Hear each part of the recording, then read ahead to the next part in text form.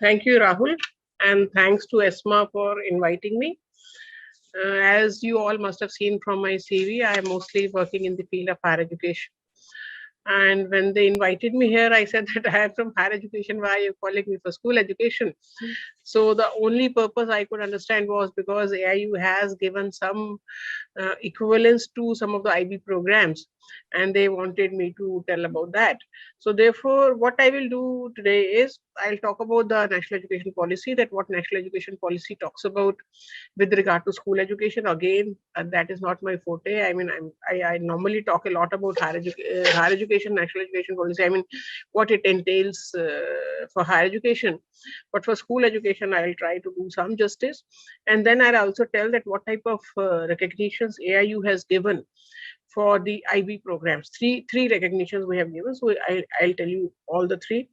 And sometimes I will also tell a little bit of detail, because sometimes what also happens is that IBCP or IBDP some people have done, but the required number of courses at higher level and at the general level, they don't know that these many at higher level are compulsory. Because of that, sometimes the students who come after IBDP program to India, they won't get equivalence, because that number of courses, minimum number of courses, is not there. Now, I also feel that all the boards, including the international boards, they have to align with the national education policy and the national curriculum framework. So right now, whatever national curriculum framework is, I understand that IB is complying with them. But in future also, if there are any changes, so IB will be expected to comply with whatever provisions are there in the NEP, as well as in the national curriculum framework, as well as the assessment evaluation, so that it is at par with the Indian boards. So now when we go to school education, we know that a lot of changes have been made from the existing, like for example, right now we have 10 plus 2, but now we are shifting to 5 plus 3 plus 3 plus 4. So that means that foundation stage, that elementary childcare is also now included into the formal schooling. So IB, I understand that they are also running, I mean, they are trying to align with the national education policy, and they are also building up in such a manner that primary education program, middle education, all these are there. But then IB has to see very, very clearly that whatever is indicated in the policy, for example, in the foundation stage, the policy says that the foundation stage will be initial 5 years. When we talk of 5 plus 3 plus 3 plus 4, initial 5 years will be foundation. Out of that, 3 year will be at sort of Anganwadi play schools, where the students are learning by playing. Now, they are not actually taught something, but they are learning by playing. Like, if you remember, there's a book by Giju Bhai Badheka called Divas Open. So if you read that book, you will know that how in those times also in Indian schools or in gurukuls, the education was imparted so that the student really learns, understands without having any stress on the mind. So these 3 years of Anganwadi or play schools, that have to be integrated with the formal education. And whether IB is doing about what IB is doing about it, maybe you will be knowing in the future sessions, because all these sessions are planned basically on IB. I mean, IB centric sessions are there, so you will be knowing. But that is very important, that Anganwadi and play schools, which we call in India, they should be integrated with the formal education as per the new education policy. And the 2 years will be basically formal, I mean, primary schools, which we have right now. So after that, there's a preparatory stage, which will be grade 3 to 5, middle stage, grade 6 to 8, and secondary, which will be 9 to 12. So everywhere, the policy, I mean, so far, you know that in the Indian schools, there's a very rigid structure. There has to be a stream at the 11th and 12th class, whether you want to join commerce, humanities, or sciences. But the national education policy says that there is a total flexibility available to the students, and students can join any stream, any subject. I mean, stream will not be there at all. So the student can join any subject. I suppose this type of flexibility is already there in the IB.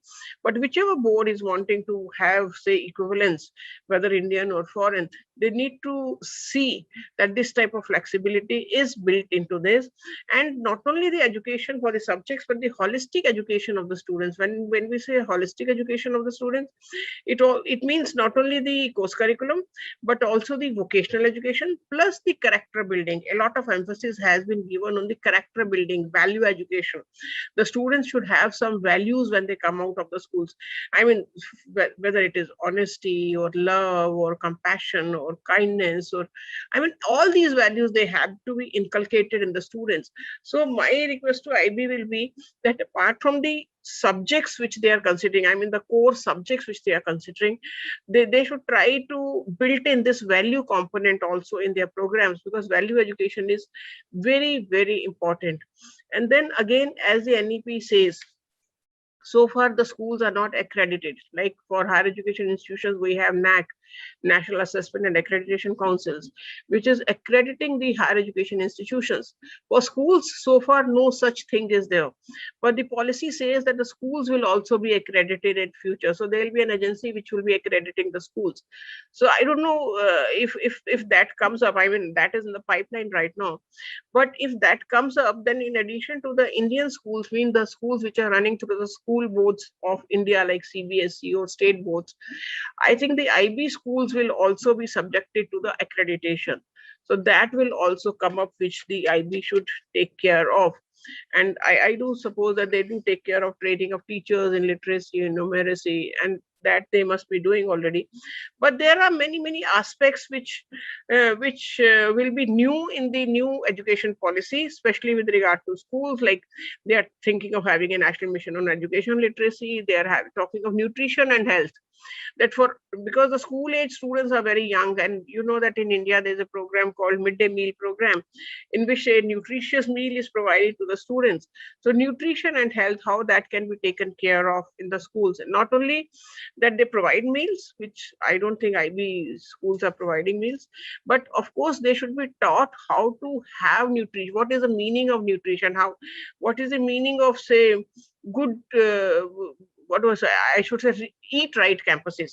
How do they make eat right schools? Eat right means they're eating the right food. They're not eating the junk food, which is now normally available in the canteens, like cold drinks and burgers and pizzas and all those things. So nutrition, why it is important, and why it is important to have nutritious meals in the canteens of the schools also, whether it is run by IB board or the Indian board. So all those small things are very, very important, which the IB has to take care of. Curriculum, of course, they have to align to national curriculum framework, and the curriculum cannot be against the national spirit of India also. So that has to be seen, that national integration is promoted, and that is one of the issues. And then you know that in this policy, a lot of emphasis has been laid down on experiential learning, that the student should be learning by doing. So they also say that they should, not only that there will be many practical classes, but also hands-on training and storytelling. So like many a times the students learn a lot by storytelling to arouse their curiosity, how to arouse their curiosity. So if that is built into the curriculum, for example, when I was working as a vice chancellor of the Women University, there we saw that students have stopped thinking. They just mug up, cramming, and then they just reproduce in the examination halls, and then that they get the marks and they are very happy about it. So they had stopped thinking.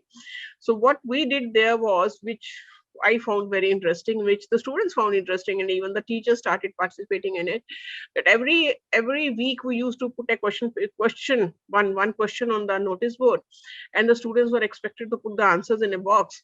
And next week there was a new question with a new answer, and the student who gave maximum right answers was given. They were. And what were the type of questions? Questions were, for example, you go to hill stations in the summers, and even when you travel by air, the pilot says the temperature outside is minus 45 degrees centigrade. So as you go up, it is getting cooler. Whereas when you go near the sun, it should get warmer. So you're going near the sun. So why doesn't it get warmer? Why does it get cooler? So that was one of the questions. And second question, like many questions, like when you boil milk, the milk sort of, you have to stand on the head of near the stove, that the milk doesn't come out. So water doesn't come out. And if you say that a milk contains ghee, ghee also doesn't come out. Then what is so special with the milk that it comes out? Or maybe if you take, say, bath, when you take bath with many soaps or soap solutions, and all those soaps are of different fancy colors, but the lather of every soap is white. Why? Where does the color go? Do you see it going down the drain? No.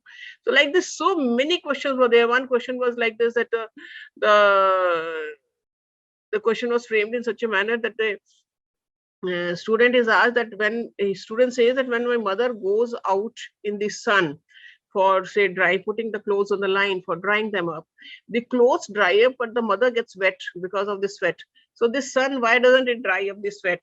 Or even like if a mosquito is there and the mosquitoes are biting, sometimes a blood group A person, blood group B person, blood group O person. So here, if we sort of infuse the blood group, I mean different blood group, there'll be a lot of problems. So nothing happens to the mosquito. Why? So like this, there were so many questions, so that the students are made to think. So the curriculum has to be made in such a manner, the activities have to be made in such a manner that the students they start thinking. So that is very important. And then the policy also talks about assessment to be aligned with the learning outcomes. Like right now, in many of our, like even in higher education, the learning outcomes are not drafted. So assessment is not aligned with the learning outcomes. So that is very important, that learning outcomes should be aligned with the assessment procedure should be aligned with the learning outcome. Now, one area where I think the IB will be facing a problem is medium of instruction, because in national education policy it is mentioned that the medium of instruction at least till grade 5 should be the mother tongue of the student. Now in IB schools, mostly the medium of instruction is English, and India is a multicultural, multilingual country where many languages are there.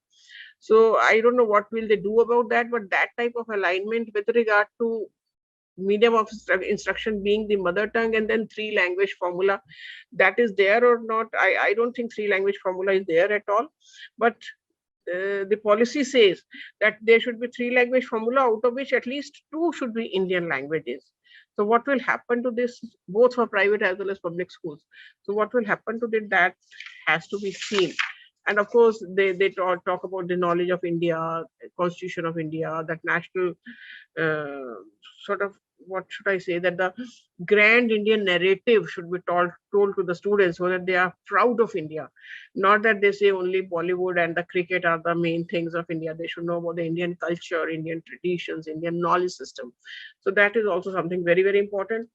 I don't think IB will be able to put it exactly in a similar way, but we will have to ask IB if they can have some country specific courses also, so that wherever the student is studying about that country, they should be knowing. So those country specific courses should be there. So like this, there are many things like school complexes, teacher education, vocational education, they lay a lot of importance. And that is how the IB's new program has been given equivalence to by AIU.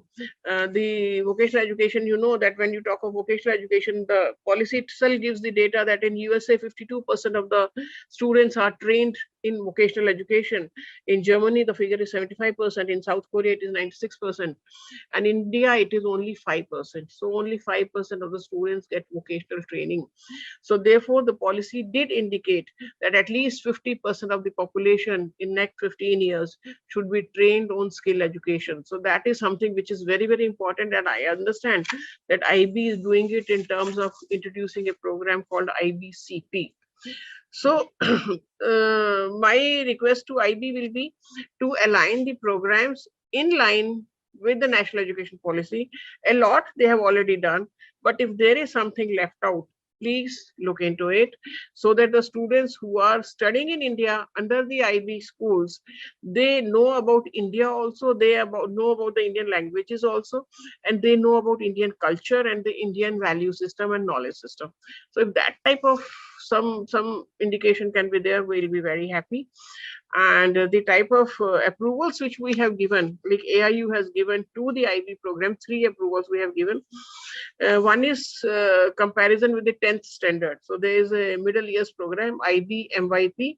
So there we have given equivalence that anybody who has done this MYP, they are equivalent to 10th class of Indian schools. Then we have given approval to IBDP, IB diploma program, IB diploma program. But there we say that at least there should be total 24 points. So that has to be seen. The 24 points are there, and 3 subjects at higher level and 3 subjects at secondary level. So if somebody has done lesser number of subjects in higher level, then there is an issue. If you do more than 3, there is no issue at all. But at least 3 at higher level and 3 at secondary level. So 6 subjects, 3 at say higher and 3 at secondary, and 24 points. That is mandatory if the student wants equivalence of IB with the Indian board. And lastly, which we have done very, very recently, that is the equivalence of the CP program, career related program. And in CP, what we have done is that there's a combination of formal subjects of IBDP and skill-based career-oriented subjects. And in this, there are 2 different streams. One is arts and commerce. And in arts and commerce, we are saying that if you want to get the equivalence of IBCP with the Indian boards, then you should have done IBDP 2 subjects. So 2 subjects IBDP, out of which at least 1 should be at higher level. Why I'm telling all this is because sometimes the students do these courses, and when they come to AIU for equivalence, they don't get the equivalence, and then the problem starts. So if you're really doing IBCP, which is a welcome step, you should be doing at least two courses in IBDP, and of which 1 should be at higher level program, and 3 the career related programs. 3 career related programs, some career related skill courses are there, but 3 CRS is compulsory. So 2 IBDP programs and 3 CRS for arts and commerce. But if you go to say sciences, engineering, then that DP program changes from 2 to 3. So if you are doing a IBCP program in sciences and engineering, you should be having 3 courses in IBDP, out of which at least 1 should be at higher level, and 3 courses of CRS, that is career related programs. So this type of recognition we have given. I'm sure the students will be very happy that now they are able to pursue career related programs and get the equivalence of 12th class, because till now only the diploma level, means the core content, the subjects which were taught in the schools, that was only given the equivalence. But now we are also giving importance to the career oriented programs in keeping with the recommendations of the National Education Policy. So I'm sure that will be beneficial to the students. And if there's anything else, I'm here. Thank you very much.